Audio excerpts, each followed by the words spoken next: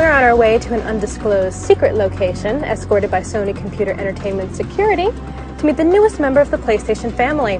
With the formal announcement at this year's E3, everyone wants to get their hands on the new PSP Go. And that's exactly what we're going to do. We just don't know where yet. Nice suit.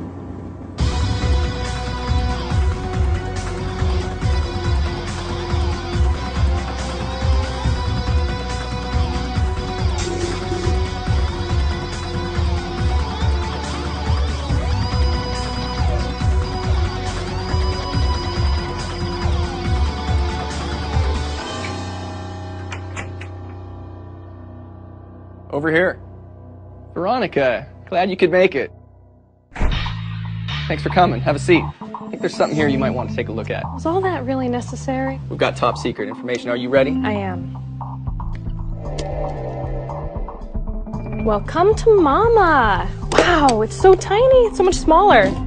But wait a second, where is everything? Try sliding. That's how you play the game. I get it now. So fill me in. What's this all about? So this is our newest PSP. It's called the PSP Go. All right, so I want the nitty-gritty tech specs on this baby. No problem. Down and dirty. So it's a 3.8-inch screen. It's 43% lighter than the PSP 3000. 16 gigs flash memory, Bluetooth support, and all digital content. So the UMD drive goes away. So it's going to be, I think, something that a lot of consumers are going to really like, being able to just download straight to a hard drive. It's a MemberStick Micro. Yeah, what you're picking at here, so that you can add extra memory to it if you'd like. Again, there's no excuse. If you run out of space here, you have a lot of content. So it'll be something that the digitally savvy consumer is going to really enjoy. We'll set it right down here between the two of us.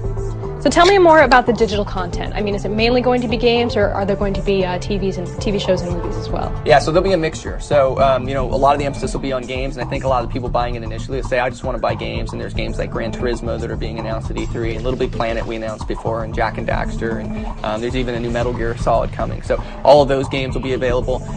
But then there's movies, and all the first-run movies that you can rent or buy through the PlayStation Network, and TV shows, as you mentioned, as well. So you can bring so much content over with you and fill it up on that 16 gigs flash memory. Well, since it is called the PSP Go, I imagine it would work with remote play as well. Integration with PS3 is very important to us, and it works just like PSP 3000, and that's a growing use. A lot of people like to be able to take their content from their PS3 with them on the go. What are the main differences between this and the PSP 3000? The first is the onboard memory, the flash memory, 16 gigs of space. There's Bluetooth support as well, so if you have a Bluetooth headset, you can actually tether it to your cell phone as well. But ultimately, it's the portability, and bringing that content with you in a smaller form factor.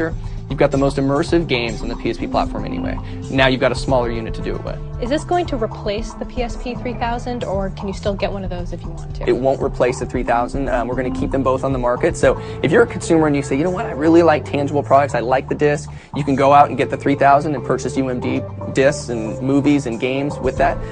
If you like digital and ease of use and kind of a more premium nature, the PSP Go is for you.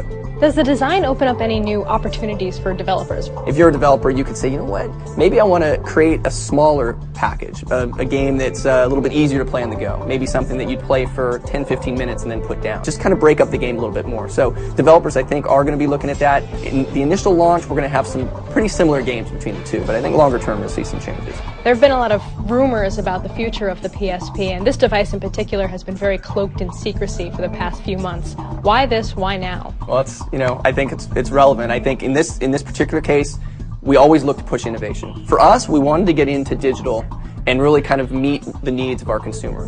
More and more consumers are going online to purchase music, and they're starting to purchase games, and they're purchasing some movies. We always want to be ahead of that curve. We look at each of our products as 10-year life cycle products, so this needs to live on. Our view of the world is, digital is going to become more and more important as we go along here, and ease of use factors make it that much more important. Does it speak to Sony's long-term strategy to have downloadable content as opposed to hard media? We're going to look at kind of a shared strategy there, actually. Hard media, tangible goods have their place, and I think that many consumers say, you know what, I'd really like to be able to just hold that disc. But there's certainly a growing segment culturally that want to be able to have digital goods. They've grown up with being able to download movies and music, and now they can download games. This is clearly the start of something really cool with the PSP Go. Where do you see it going in the future? There's a lot of back-end service and support that we'll be putting against it that I think will really excite the base. There's obviously all the games that are coming from disc that'll be available on PlayStation Network, but it's also new IP, new product, new games that are available, only for download. Our focus is really on working with developers, ensuring that they look at the usage model for the Go, and then looking at the services that are going to be available and kind of accentuating those services for how someone would use Go. When are we going to see this available? I think a lot of people have been asking about when it's going to come and when we're going to actually make our push towards digital. So it is finally here. It's coming this fall. We think it's going to be a huge product for us. Am I looking at the only one in existence right now?